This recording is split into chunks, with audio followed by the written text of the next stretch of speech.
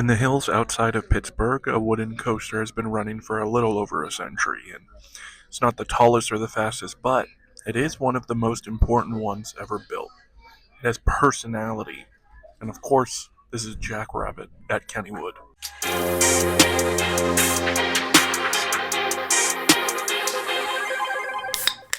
In the early 20th century, roller coasters had limits. They went across short wooden tracks and they were carefully designed to avoid going too fast or too steep. There's only so much you could do before gravity would, well, make you fly off and die. John A. Miller had seen those limits and he spent years designing coasters across the country. And he's done a lot of things and he's built a lot of rides. But the most important thing happened in 1919. He filed a patent which would realistically change roller coasters forever, and it's something that we use to this day. So, what did he make? It was called an upstop wheel or a under friction wheel. There's a lot of different names for it, but the important thing is that what it did is that it kept the cart on the track, and this did a lot of different things.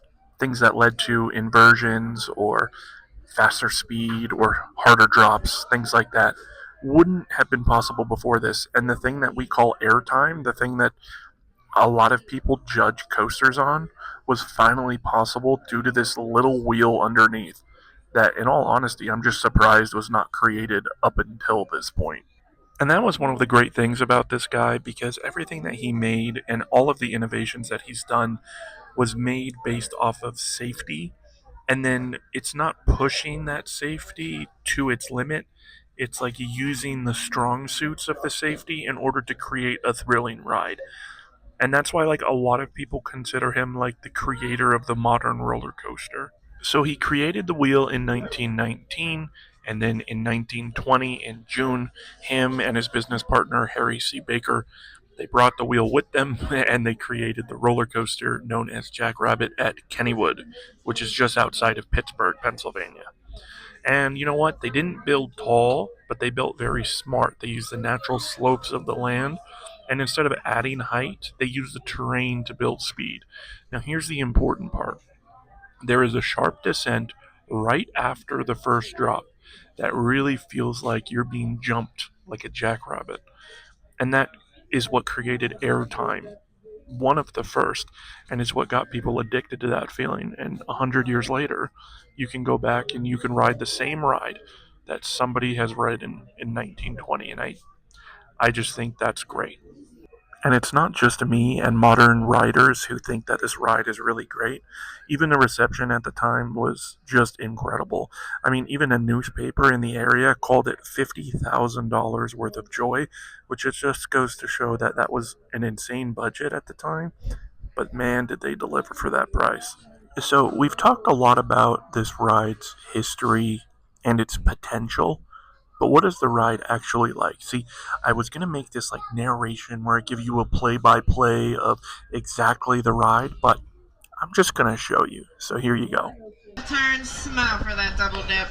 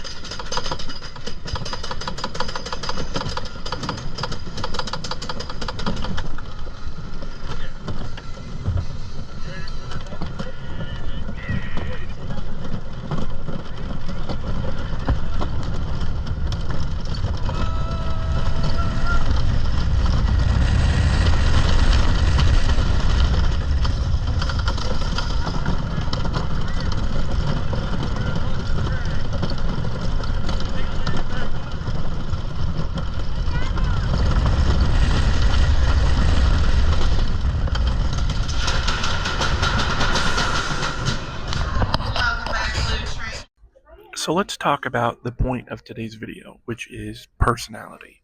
Now, this ride it doesn't have a great queue, it doesn't have animatronics, there's no soundtrack, there's no huge set pieces or like an elaborate coat of paint that sort of sells the experience, but it doesn't need any of that.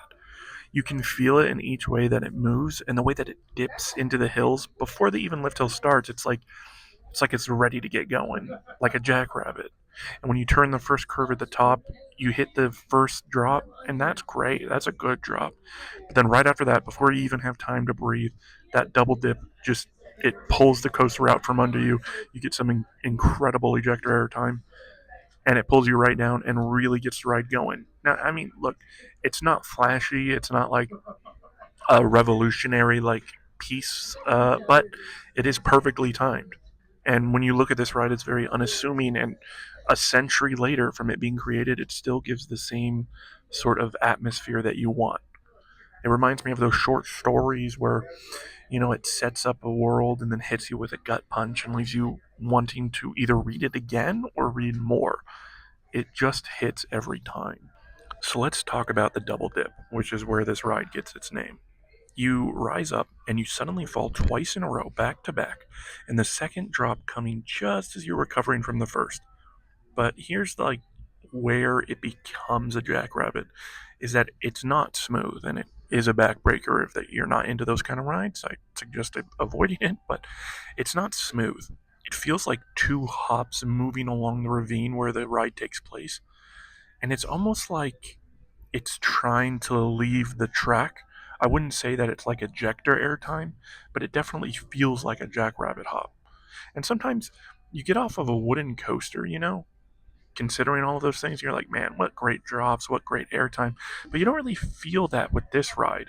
You feel, wow, what a great ride on the jackrabbit. So, do you need grand immersion for a great ride? Do you need theming and all of these things? Not always. Sometimes you just need to feel like a little jackrabbit, even if only for 90 seconds. But what a great 90 seconds it is.